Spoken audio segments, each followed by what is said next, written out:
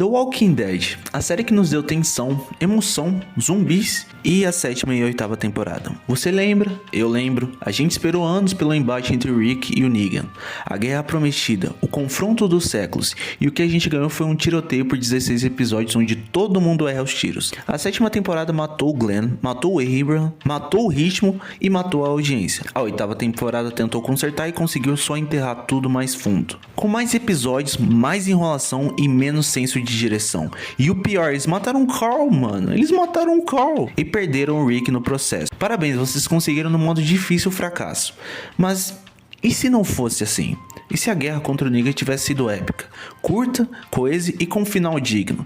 E se o Carl tivesse sobrevivido? E se Rick tivesse continuado?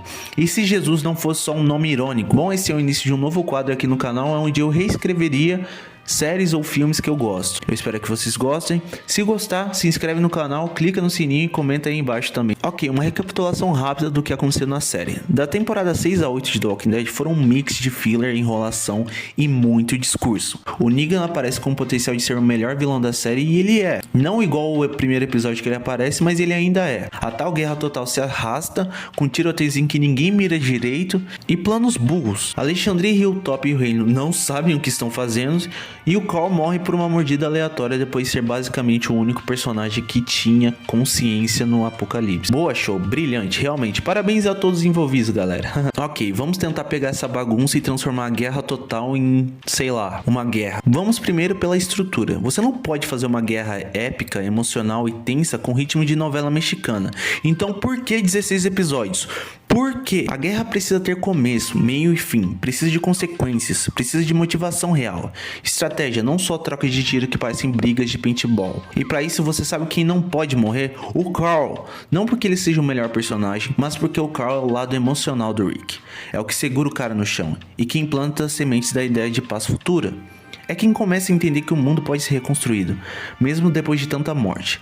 E agora o lado irônico e triste da vida real é o Andrew Lincoln, o Rick, saiu da série depois da Guerra Total. E sabe por quê? Porque a AMC teve a brilhante ideia de matar o Carl, o núcleo emocional do personagem. Matou o garoto e o pai foi junto.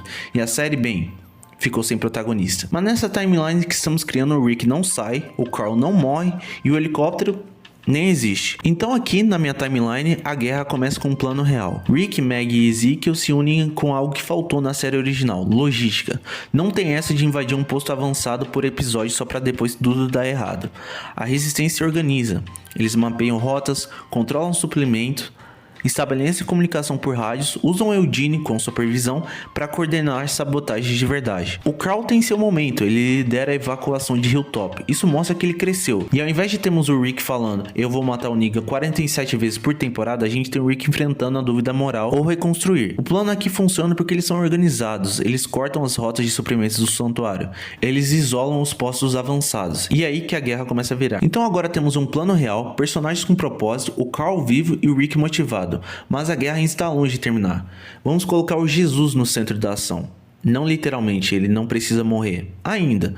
Mas vamos lembrar, esse cara nos quadrinhos era um monge ninja. Na série parecia que estavam guardando ele para uma luta que nunca acontece. Em vez disso, aqui o Jesus é um estrategista de campo. Ele age nas sombras, infiltra grupos, desarma emboscada, ele salva vidas. Ele é o Jesus. Obviamente. A Maggie, aliás, está com sangue nos olhos. Maggie vira líder de fato de Hilltop e o coração político da resistência. Ela não quer vingança. Bom, ela quer, mas ela quer a vitória. Agora o Daryl, sim, ele já estava ficando meio forçado, mas ele ainda é o Batman caipira da América. Então o que a gente faz? Damos para ele o que ele sabe fazer: explosões, motos, besta. Mas diferente do que a série fez aqui, ele não sai sabotando os próprios aliados. Nada de invadir o santuário sozinho e ferrar tudo. Aqui o Daryl é o batedor-chefe da resistência. Ele faz ataques, resgata prisioneiros e sim, tem sua cena épica matando zumbis de moto em câmera lenta com granadas. Porque tem que ter, isso é entretenimento. A guerra começa a ficar intensa. O Simon, o braço direito do Negan e o maior maníaco do santuário, se rebela. Só que aqui, ao invés de ser chutado pra fora e morto em 2 episódios, Simon tenta tomar o controle de verdade. Rola uma divisão interna dos salvadores. Tem uma mini guerra civil dentro do santuário. Isso desgasta o Negan. Mostra que o império dele tá ruindo. Mostra que a opressão não é sustentável. E tudo isso enquanto as comunidades se unem. Nada de episódio solo com a Tara andando na floresta e descobrindo o Oceanside e passando 40 minutos em um drama que ninguém pediu. Não, aqui a história tem uma linha contínua. A guerra é contada em todos os frontes. Hilltop, Reino, Alexandria e Santuário. Tudo avançando junto. E isso nos leva ao clímax, a batalha final. O santuário está enfraquecido, o Simon está morto e o Eugene trai o Negan de forma mais orgânica, plantando munição sabotada depois de ouvir o Carl falando sobre reconstrução. Sim, o Carl tem um momento dele de fazer o discurso. Ele vira o símbolo do futuro. Como falamos no começo, ele é a parte moral do Rick, ele é a parte emocional e humana do Rick. Quando o Negan é encurralado, o Rick o derrota, não mata, porque isso não é sobre matar, é sobre o que vem depois. Como foi feito um pouco na série. E pra quem diz, mas ele matou o Glenn, sim, e ele vai pagar por isso com uma prisão perpétua. Essa é a punição.